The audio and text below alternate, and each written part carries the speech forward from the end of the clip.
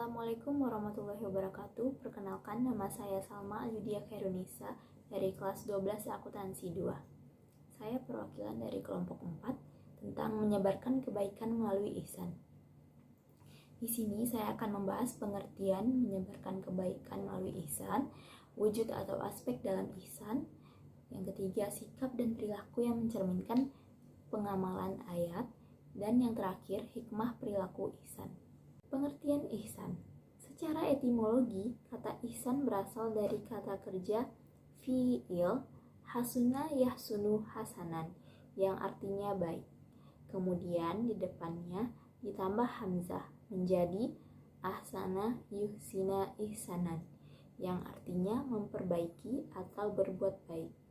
Maka pengertian ihsan ialah beribadah dengan baik ibadah khusus yang berhubungan langsung dengan Allah Subhanahu wa Ta'ala seperti sholat, puasa, dan zakat, maupun ibadah umum yang berkaitan dengan manusia seperti hubungan muamalah.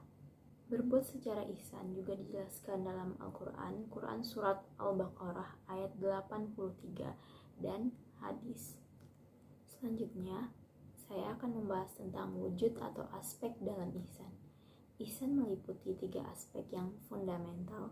Ketiga hal tersebut ialah ibadah, muamalah, akhlak. Yang pertama, ibadah. Ibadah yaitu dengan menunaikan semua jenis ibadah seperti sholat, puasa, haji, dan sebagainya dengan cara yang benar, yaitu dengan menyempurnakan syarat, rukun, sunnah, dan adab-adabnya. Yang kedua, muamalah. Dalam bab muamalah, ihsan dijelaskan Allah Subhanahu wa Ta'ala pada surat An-Nisa ayat 36 yang berbunyi sebagai berikut. Sembahlah Allah dan janganlah kamu mempersekutukannya dengan sesuatu pun, dan berbuat baiklah kepada 2 orang ibu bapa, karib kerabat, anak-anak yatim, orang-orang miskin, tetangga yang dekat maupun yang jauh, teman sejawat. Yang kedua adalah muamalah. Berikut ini adalah mereka yang berhak mendapatkan ihsan tersebut. Yang pertama, ihsan kepada orang tua. Yang kedua, ihsan kepada karib kerabat. 3, ihsan kepada anak yatim dan fakir miskin. Yang keempat, ihsan kepada tetangga dekat, tetangga jauh, serta teman sejawat. Yang kelima, ihsan kepada ibnu sabil dan hamba sahaya. Yang keenam, ihsan dengan perlakuan dan ucapan yang baik kepada manusia. Yang ketujuh, ihsan dalam hal muamalah. Dan yang terakhir adalah ihsan dengan berlaku baik kepada binatang. Yang ketiga adalah akhlak.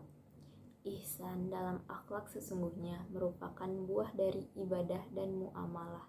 Yang ketiga adalah akhlak. Ihsan dalam akhlak sesungguhnya merupakan buah dari ibadah dan muamalah.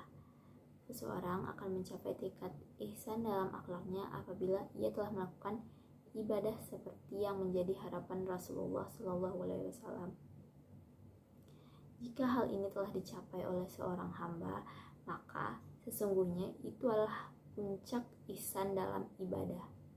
Pada akhirnya ia akan berbuah menjadi akhlak atau perilaku, sehingga mereka yang sampai pada tahap ihsan dalam ibadahnya akan terlihat jelas dalam perilaku dan karakternya. Pembahasan selanjutnya yaitu sikap dan perilaku yang mencerminkan pengamalan berbuat ihsan. Yang pertama, mengabdi hanya kepada Allah Subhanahu wa Ta'ala, berbakti kepada orang tua, terus menebarkan kebaikan baik kepada karib, kerabat maupun mereka yang membutuhkan uluran tangan seperti anak-anak yatim dan fakir miskin. Yang kedua, saat menasihati, gunakanlah tutur kata yang sopan dan tidak menyakiti hati. Ketiga, membalas kebaikan melebihi kadar yang diterima. Berbuat baik bukan untuk dipuji. 4. Mau berbagi kebahagiaan dan peduli terhadap penderitaan setara, kaum duafa, dan siapapun yang membutuhkan. 5. Menghindari sikap yang mementingkan diri sendiri sementara merupakan kondisi sosial di sekitarnya. Yang keenam, berusaha tetap menyebarkan kebaikan untuk semua tanpa melibatkan adanya perbedaan latar belakang dan status sosial seseorang. Selanjutnya, saya akan membahas tentang hikmah berperilaku ihsan. Hikmah berperilaku ihsan ini sebenarnya banyak sekali. Contoh seperti terbinanya hubungan vertikal antara hamba dengan Allah Subhanahu wa Ta'ala, terjalinnya hubungan baik antara anak dengan orang tua, terjalinnya silaturahmi dengan karib kerabat dan sanak famili, terus tertanamnya rasa empati kepada sesama umat manusia, terciptanya lingkungan masyarakat yang humoris dan saling peduli.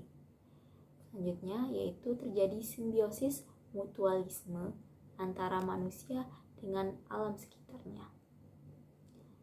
Selanjutnya, terjaganya kelestarian alam semesta, baik di darat, air, maupun udara.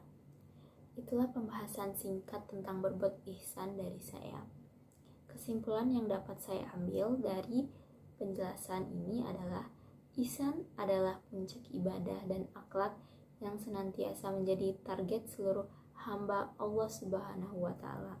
Sebab ihsan menjadikan kita sosok yang mendapatkan kemuliaan darinya, dan juga sebagai puncak prestasi dalam ibadah, muamalah, dan akhlak. Oleh karena itu, semua orang yang menyadari akan hal ini tentu akan berusaha dengan seluruh potensi diri yang dimilikinya agar sampai pada tingkat tersebut. Siapapun kita, apapun profesi kita, di mata Allah tidak ada yang lebih mulia dari yang lain, kecuali mereka yang telah naik ke tingkat ihsan dalam seluruh sisi dan nilai hidupnya. Saran dari saya, ketika umat muslim bisa mengamalkan sikap dan perilaku dari menyebarkan kebaikan melalui ihsan, maka hidup akan terasa damai, aman, dan sejahtera. Terus perbaiki diri dan selalu berbuat baik. Sekian penjelasan tentang menyebarkan kebaikan melalui ihsan dari saya.